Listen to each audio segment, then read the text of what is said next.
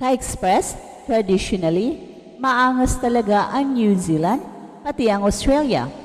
Pero ngayong FIBA Asia Cup sa August, ay siguradong tanggal na ang kanilang angas dahil tinalo na natin ang New Zealand. At yak may konting kirot na sa kanilang dibdib. Takot na maulit ng gilas ang panalo sa kanila. At mas nakaka-pressure ngayon para sa New Zealand na talunin ang gilas sa FIBA Asia Cup, especially sa kanilang bagong head coach na si Jad Flavel, na siguradong hindi na natutulog, making sure na makuha nila ang panalo.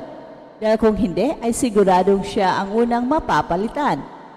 Kaya it's now or never ang sitwasyon ngayon ng New Zealand na talunin ang gilas. Pero kung gaano man kalaki ng pressure ngayon ni Coach Jad Flavel, ay chill lang naman itong si Coach Tim Cone. Mukhang alam niya kung papaano niya tatalunin ang New Zealand at hindi man lang nagpakita ng kahit konting takot o kahit concern man lang na makakatapat ang New Zealand sa group stage. Kaya it is expected na magiging brutal ang magiging labanan para sa top spot sa Group D.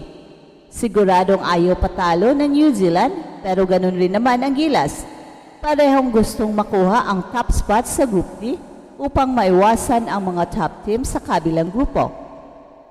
Looking at sa dalawang qualifying games ng Gilas Pilipinas at ng New Zealand, ay malaki ang ating paniniwala na kayang talunin ng Gilas ang New Zealand kahit walang Kai Sotto. Sa first game ay halos hindi magmintes sa 3 points area ang New Zealand and they made history for converting the most 3-point shots sa history, pero talo pa rin sila sa diskarte ni Coach Tim Cone. At sa second game ay hindi na naglaro si Kai, pero mukhang lahat ng mga players ng Gilas ay nagja-jogging lang at napakababa ng intensity as the main goal in that game is to integrate AJ Edu sa team dahil kababalik pa lang niya sa injury. Ka-Express, isang matinding kwento ng pagbabalik, pagtutuos at pagbagsak ng angas ang ating pag-uusapan ngayon. Hindi ito chismis o haka-haka lang. Ito ay bagong kabanata ng banggaan ng Gilas Pilipinas at New Zealand Tall Blacks. At sa pagkakataong ito, parang may bahid ng kaba sa kampo ng mga Kiwi. Dati-rati kasi kapag pinag-usapan ang basketball sa Asia-Oceania region, automatic na ang respeto sa New Zealand at Australia. Sila ang mga maangas, sila ang tinitingala, pero ngayong papalapit na ang FIBA Asia Cup ngayong August, parang nabasag na ang kanilang kumpiyansa. At bakit kamo? Kasi tinalo na sila ng Gilas at hindi lang basta panalo. Panalong may dating, panalong may tinamaang pride. Kung iisipin, hindi lang ito simpleng laban para sa standings o kung sinong mas mataas ang rankings, mas malalim ito. Para sa New Zealand, ito ay personal. Hindi sila sanay na matalo ng bansa gaya ng Pilipinas na sa mata nila ay underdog. Pero hindi na yan ang Pilipinas ngayon. Hindi na ito ang Gilas na madaling ibuli. Ito ang Gilas na may diskarte, may puso at may leader na alam kung kailan sasabak at kailang tatahimik. Walang iba kundi si Coach Tim Cone. Ang mas nakakadagdag pa ng pressure sa New Zealand ay ang kanilang bagong head coach na si Jad Flavel. Baguhan pa siya sa main stage at ngayon pa lang ay tila inuulan na siya ng expectation. Ka-Express, isipin mo, bagong coach, bagong sistema, tapos matatalo agad sa Gilas. Siguradong hindi lang karera niya ang nakataya kundi ang buong respeto ng New Zealand basketball community. Hindi na to ang panahon ng eksperimento para sa kanila. Ito na ang kanyang make or break moment.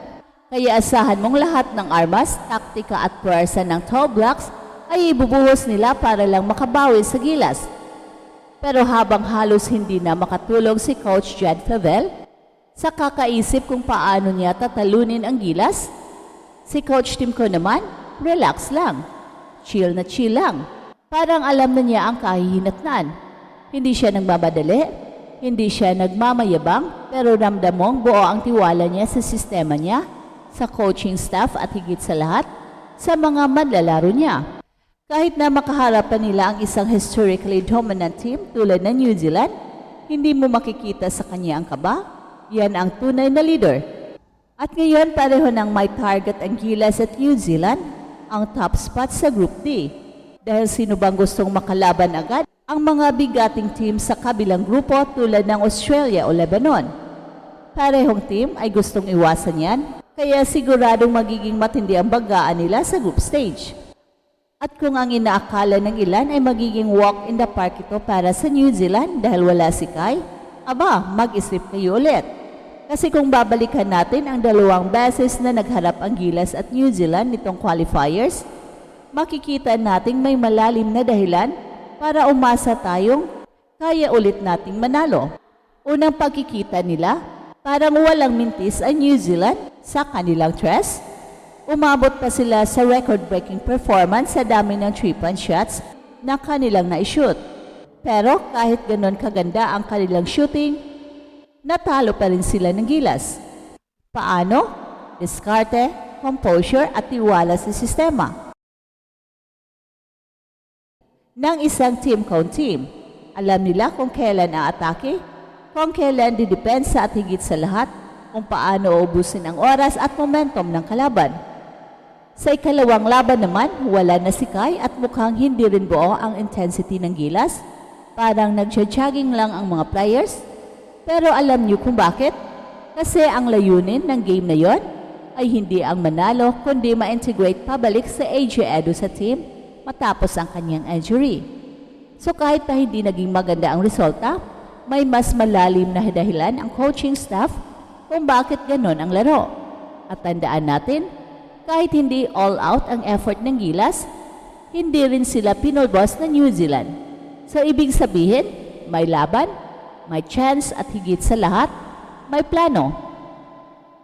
At sa ngayon, habang papalapit ang FIBA Asia Cup, patuloy ang training, scouting at paghahanda ng 2 kampo. Pero kung titimbangin natin ang momentum at chemistry ng Gilas, mukhang tayo ang may lamang. Hindi lang ito tungkol sa height, skills o individual stats. Ito ay tungkol sa puso, diskarte at paniniwala na kaya nating makipagsabayan o lampasan pa ang mga bansang dati-rati ay inaangat ang kilay sa atin. So ka-express, ito na ang pagkakataon para muling ipakita ng Gilas na hindi sila ang dating team na ina-underestimate. Ito na ang panahon para tuluyang tanggalin ang angas ng New Zealand at patunayan na hindi tsamba ang pagkapanalo natin noon. At ito ang Express Info na kung saan bawat kwento, ginulat ang mundo. Don't forget to like and subscribe.